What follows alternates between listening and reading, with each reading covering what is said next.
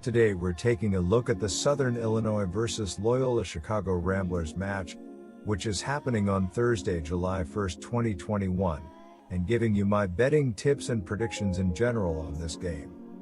Welcome back to High Stakes. Let's get straight into it. Also, don't forget to subscribe to get notified as soon as we release these sport prediction videos. And if you would like more betting tips and predictions, then check out our Patreon in the link down below. Our new Patreon is a way for us to help you improve your chances of making more money. 5 plans are available for each and every one of you. You can get 30 extra betting picks all the way up to 270 extra betting picks per month. Stop wasting hours and hours of your time searching the internet for some fake betting predictions and losing your money because of it. Join High Stakes Patreon now and get the best betting picks and advices instantly. The Minnesota Twins will conclude a series Thursday on the road against the Chicago White Sox. Minnesota was defeated by Chicago in the first game of the series on Tuesday 7-6 after Monday's game was postponed. The Twins are 33-44 following the loss and fourth in the American League Central, 12.5 games behind the front-running White Sox. Minnesota continues to struggle on the mound with a team ERA that is 26th in baseball. Minnesota has a laundry list of injured players that includes but is not limited to Byron Buxton, Jake Cave, Randy Dobnak, Luke Farrell, Kyle Garlick, Mitch Garver, Michael Pineda, and Devin Smeltzer. Chicago has won 2 consecutive games after defeating the Twins on Tuesday. Chicago received a strong outing from Lucas Giolito, who allowed 3 runs over 6+ innings and improved 6-5.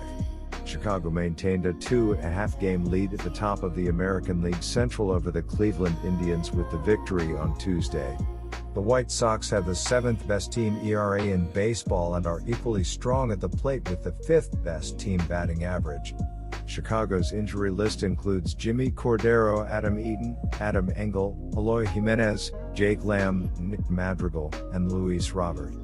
Yoan Moncada is questionable.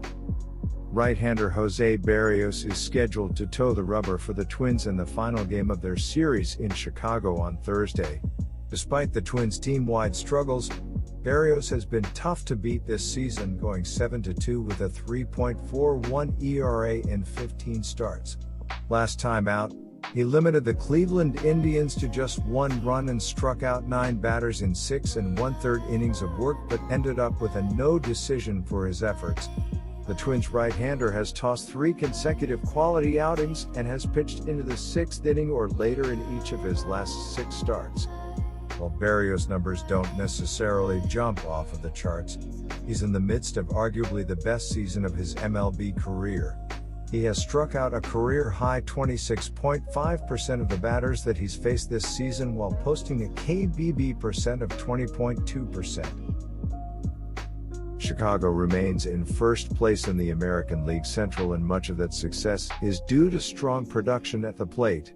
Chicago is 5th in team batting average at .250, 3rd in on-base percentage at .335, and has scored the 9th most runs with 375. The White Sox are lacking in power as the team's slugging percentage is .395, which is 16th in baseball. Tim Anderson has improved since a slow start and leads Chicago in hits with 78. Yasmani Grandal and Jose Abreu are tied for the lead in home runs with 12, while Abreu is the team leader in RBIs with 53. The White Sox have played 78 games and have hit only 72 home runs. The White Sox ace has put together a Cy Young-worthy start to the 2021 season. He's found a whopping 36.2% of the batters that he's faced this season while walking just 2.75 batters per 9 innings of work, the lowest mark of his career. Rodden has also inducing swinging strikes at a career-high 15.3% clip, the 11th best mark among qualified MLB starters. With the way that these two teams have been trending, it's hard not to like the Twins at this price. Rodden is in the midst of a career year, but he's also been the beneficiary of a fair bit of good luck. He's given up a .247 BABIP and stranded 86.3% of his base runners so far this season, so it wouldn't be a surprise to see him suffer some regression here against a team that has given him some problems throughout his career. Minnesota has given the White Sox lefty some problems over the years. In 10 career games, 9 starts versus Minnesota, Rodden is 5-3 with a 4.73 ERA, but he is yet to face the Twins this season. Per Baseball Savant, Rodden has limited the Twins' current roster to a slim .228 batting average in 70 plate appearances coming into this contest. Chicago has performed well on the mound with the 7th best team ERA in baseball at 3.48, the 10th best WHIP at 1.19, and opposing hitters are averaging only .226 at the plate against White Sox pitching, which is 9th best. Lance Lynn is leading Chicago in wins with 7. Carlos Rodden, who starts on the mound for Chicago Thursday, is leading the White Sox in strikeouts with 113.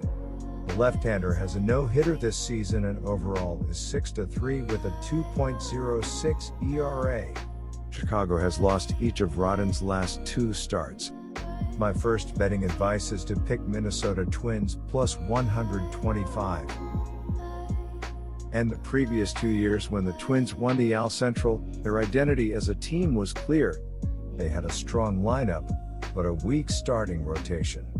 As a starting pitcher, Berrios has been an exception to this rule. Since 2017, he's been the most consistent starter as his ERA has stayed between 3.41 and 4.00 on the mound.